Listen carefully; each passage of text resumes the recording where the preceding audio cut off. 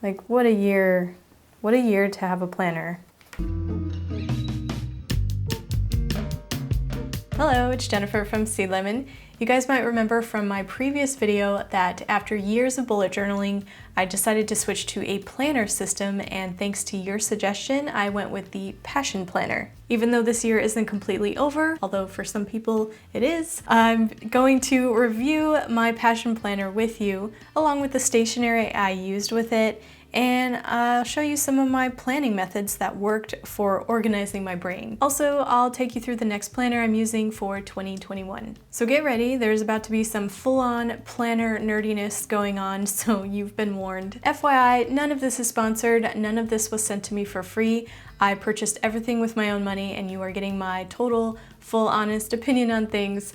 And if you're curious, I will link everything in the description below. Okay. Here is my 2020 Passion Planner. First, let's go over the cover. For your reference, this is the weekly undated Elite Black Passion Planner in the medium size. And I've used it for 10 months, and as you can see, it's still in pretty good condition. I ended up really liking the soft cover feel. It was just really comfortable to sit down and plan with. It really didn't get any scratches or anything. I did put one of my stickers over the logo just to personalize it. While we're on the topic of stickers, did you know that I have a Patreon tier where you can get cool monthly stickers and prints designed by me in the mail?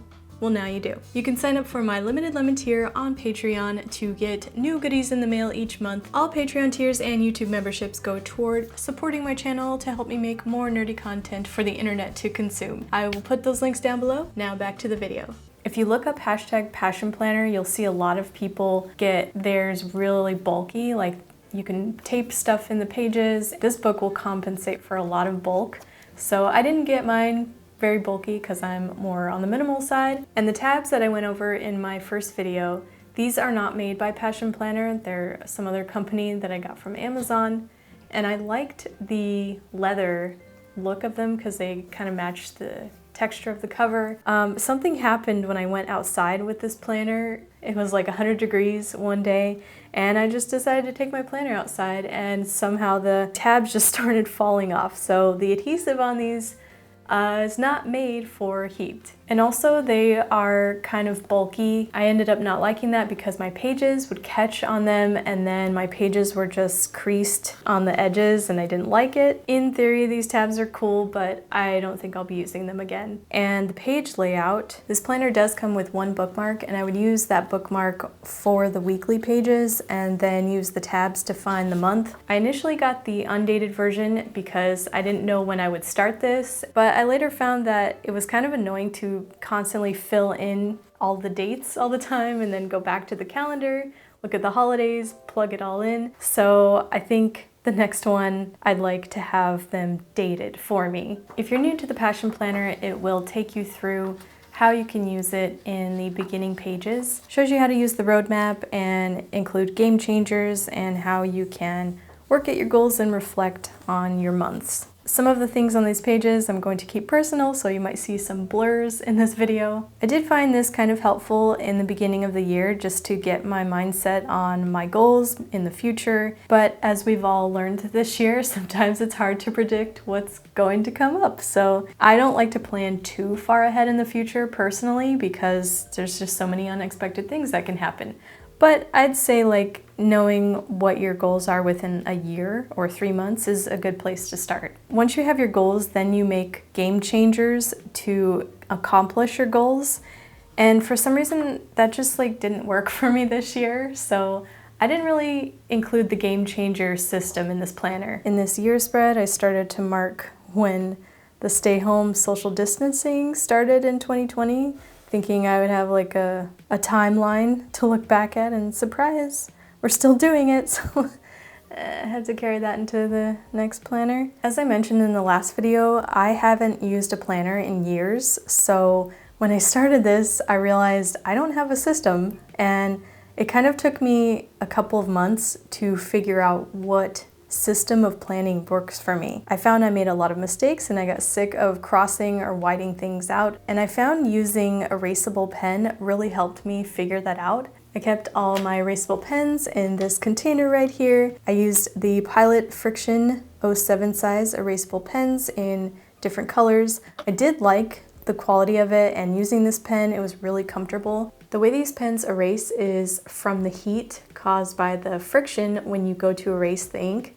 So because heat makes the ink erase, when I would go outside with my planner on the 100+ degree days, my ink would start to fade a little on my pages, but once the pages get cooler, the ink comes back. For as much as I erased on this paper, I think it did a good job holding up.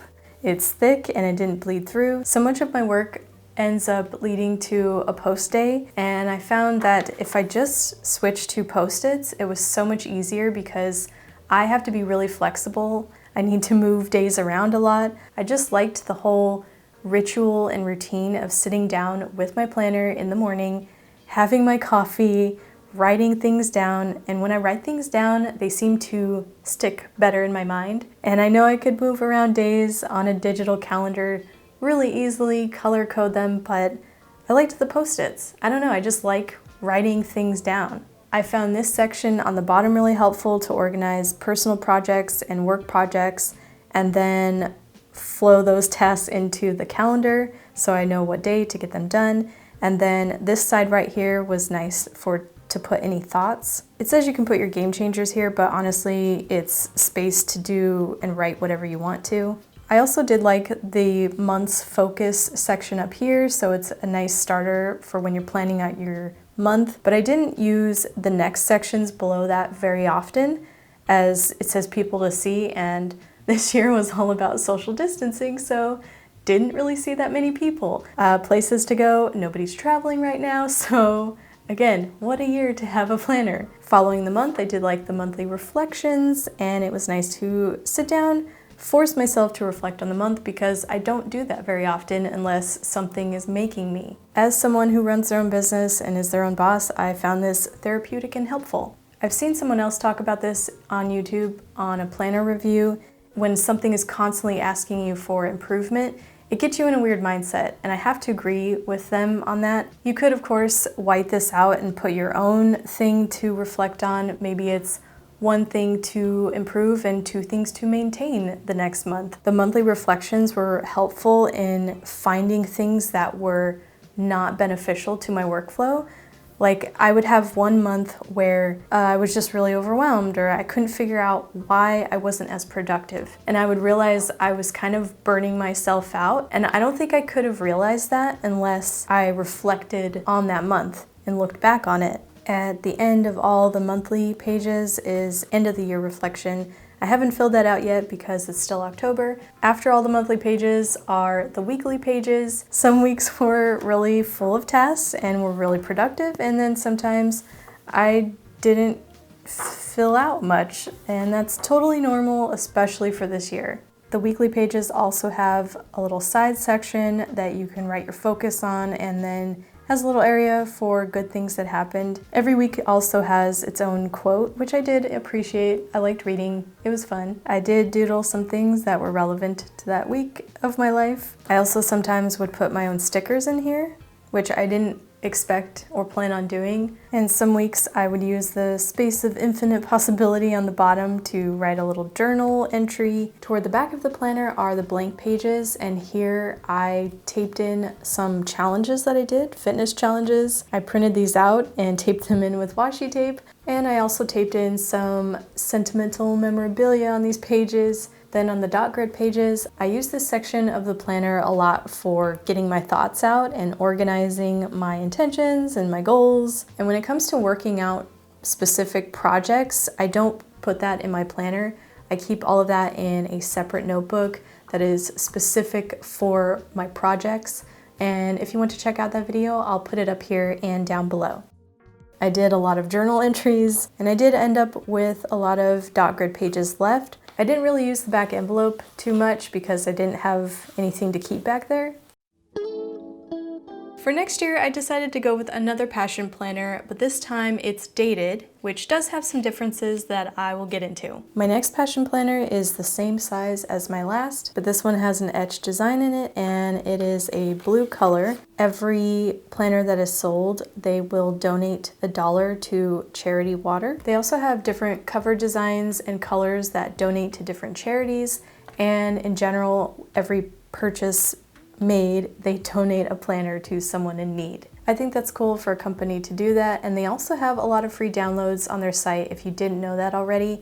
I went more into that in my last video. The back is blank and the cover is etched with some ocean waves and seagulls. It's also that soft faux leather feel cover, which I do like. And I also got it to start on a Monday instead of a Sunday.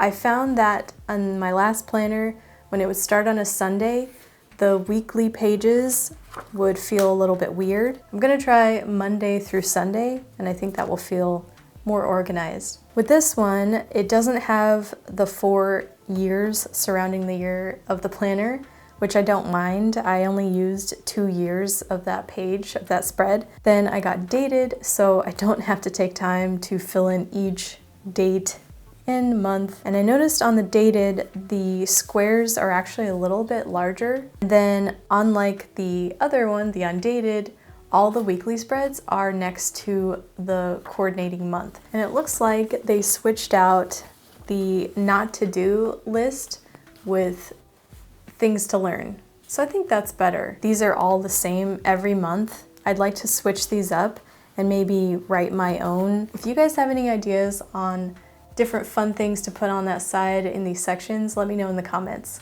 And this time I went with their tabs, which I think will work better in their planner. They have a lot of different colors available, and I went with the vibrant hues for this one. You can also get tabs that are flush with the page, so they don't stick out. So this section is the same, but they added an extra field, and it's what did you accomplish this past month? What are you most proud of? Also, the paper quality still feels the same. I do think this is a different paper than my last one.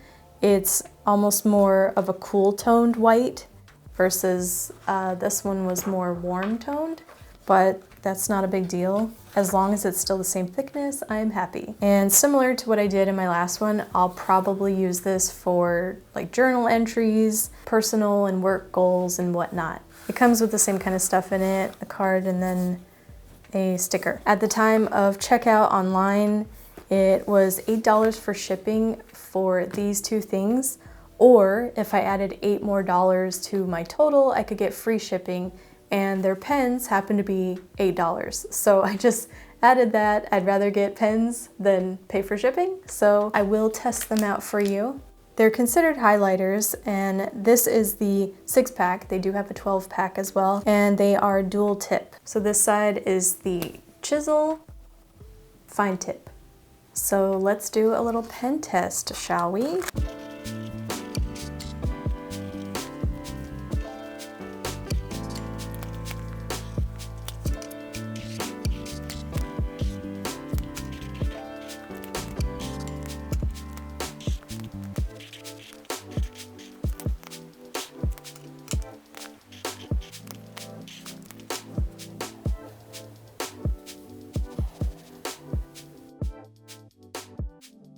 These are very pastel, which I like if they're considered a highlighter. The green one especially is very light.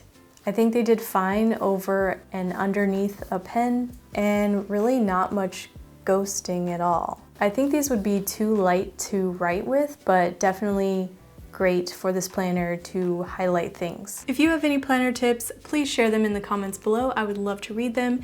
And if you haven't already, make sure you are subscribed and hit the bell so you get signed up for post notifications and you won't miss any of my videos. I recently started a vlog channel, so if you're looking for some more casual content, go check it out, subscribe if you want to. And if you want to jump into more planner type videos, I have a whole playlist right around here.